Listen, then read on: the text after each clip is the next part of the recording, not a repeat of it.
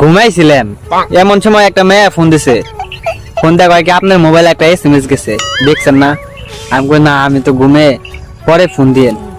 যাই হোক, ঘুম টুম ভাঙছে, আমি আর মোবাইল টোবাইল চেক করি নাই। পরে সন্ধ্যাবেলা মেয়ে ফোন দিছে, কয় কি এই সিটার এই বাটপার। আমি কই সিটার বাটপার কোনকে, ফেজলামি করেন নাকি? পরে কয় আপনার মোবাইলে 20টা টাকা গেছে না? আমি দেখি নাই তো, খাওয়ান দেখে না। পরে দেখছি হাসাই করে দেখি কি মোবাইলে 20 টাকা লুড়ে পড়ছে।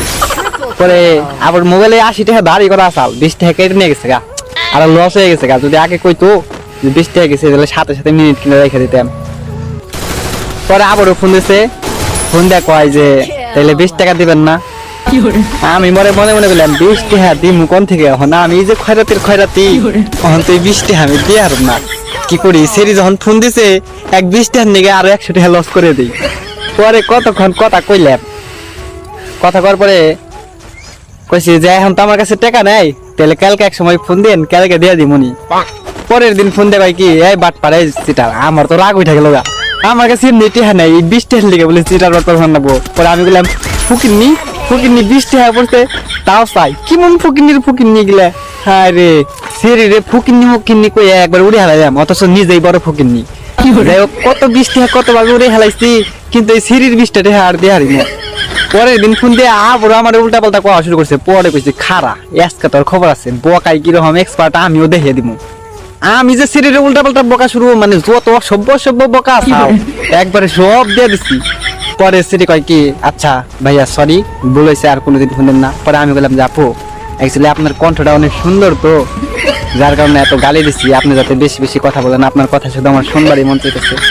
মেয়েরে পাম দিলাম। আর যাই হোক, যে কোনো পরিস্থিতিতেই থাকি না কেন, মেয়ে পটে নিবন্ধ করে যাবো না। আপনারা কি মনে করছেন আমি ওই মেয়েরে পটামু? আরে হো, পটিবের লেগে এত কিছু করলাম। যাই হোক, পরে তারপরে অনেক কথা কইয়া লাইলাম, মেয়ে আমার ভাইয়া শুরু করলো। পরে বললাম দেখেন আপনি আমার ভাইয়া কইেন না। পরে কয় কেন?